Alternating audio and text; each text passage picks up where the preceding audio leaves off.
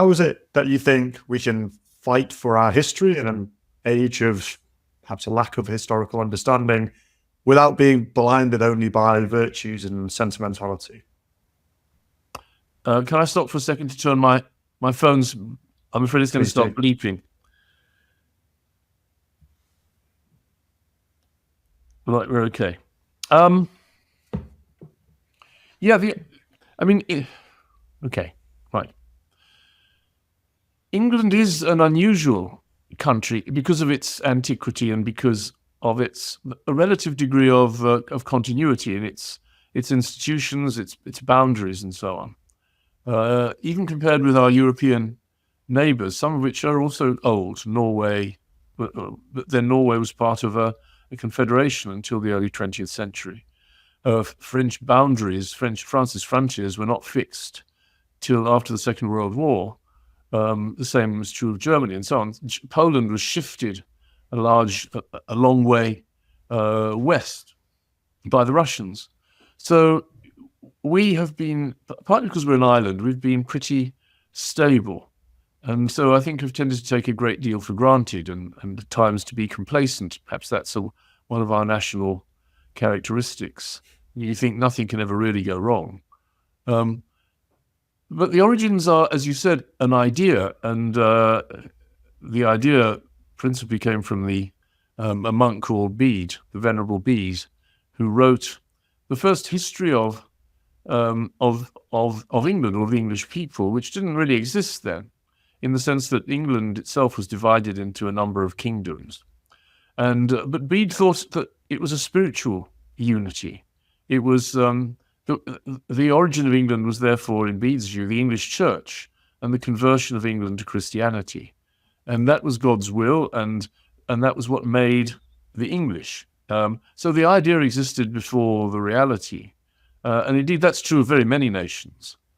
Distinguished historian of nationalism said it's nationalists that make nations. It's not nations that make nationalists.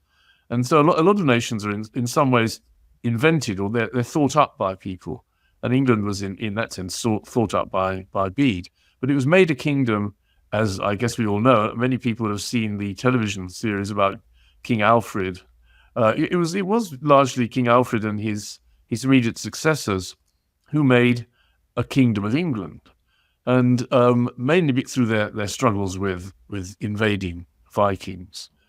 And the fact that England came into being in these very testing circumstances did leave, I think, a trace, which is that, well, I said in the book slightly flippantly, one of the characteristics of being English is paying a lot of tax.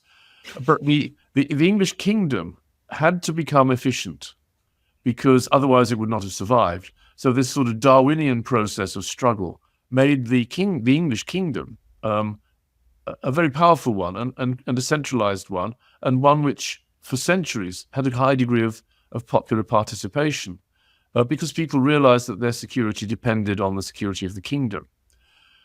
Is that patriotism? They wouldn't have called it that, but it was a sense of being somehow part of the same thing. And the fact, partly of the strength of the state, and partly being on an island, which was not quite a moat defensive, as Shakespeare put it, because seas are very easy to cross, but it was at least a certain barrier to mass invasion, and so I think that for that reason, not being invaded, or at least not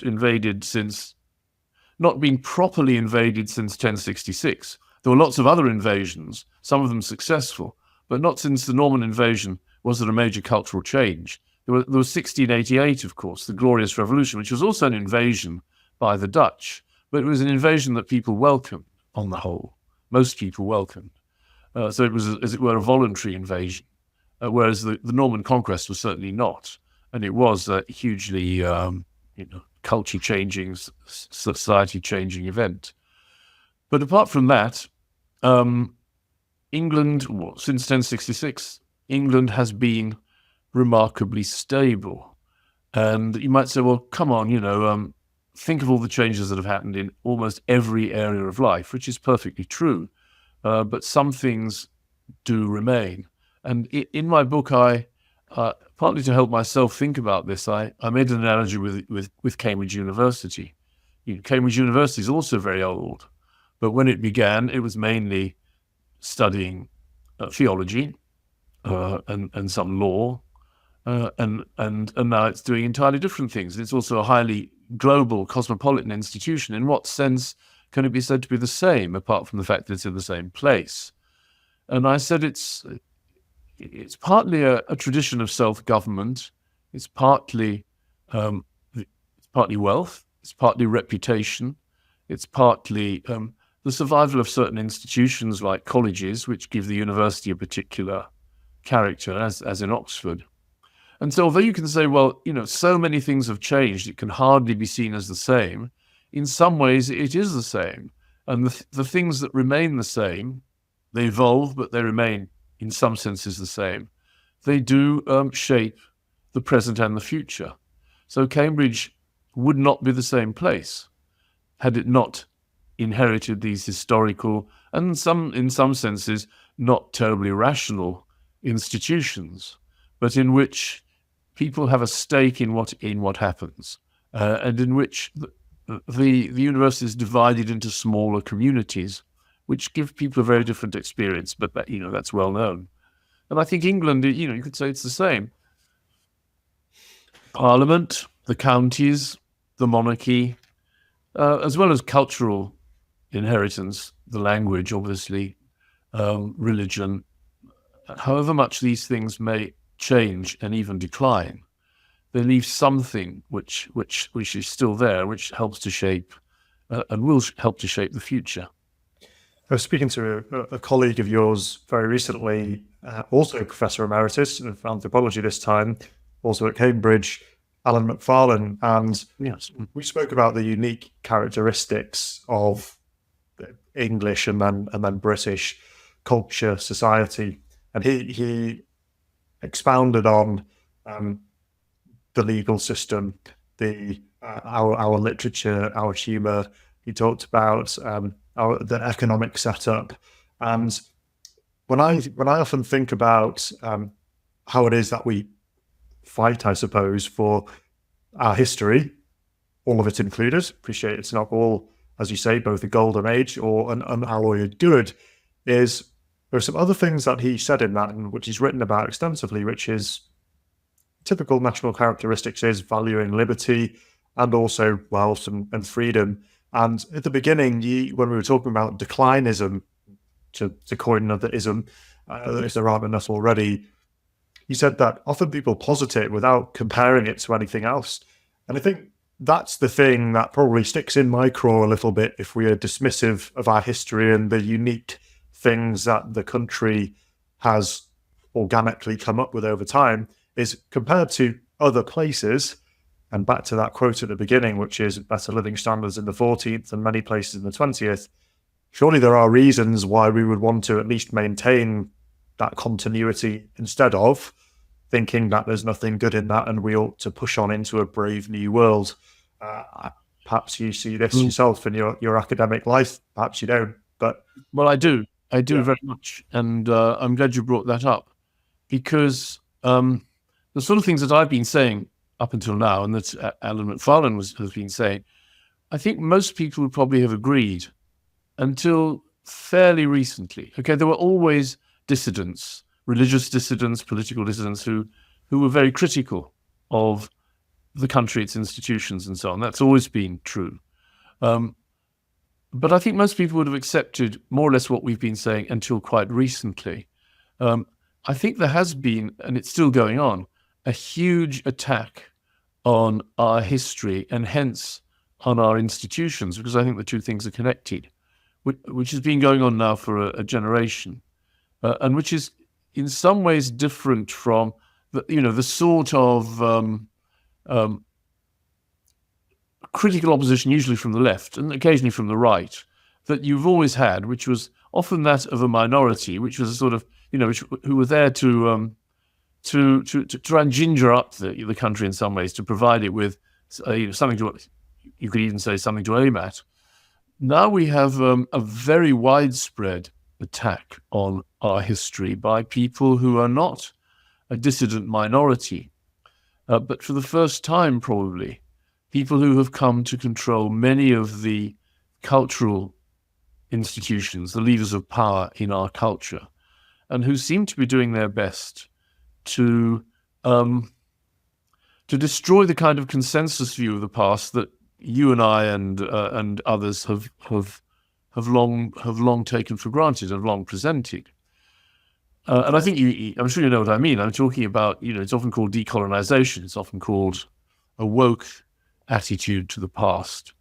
But whereas there have been other such attacks, of which Marxism was an obvious one, but those were often argued based on some sort of philosophy, some sort of evidence. And in that sense, often the people putting them forward were quite keen on debate. Now I think the people putting forward what you might call, there are lots of names for it, progressive radicalism, are not really keen to debate. They're much keener to impose and impose dogmas, and to do so by means which are sometimes intimidatory. And you get that in universities too.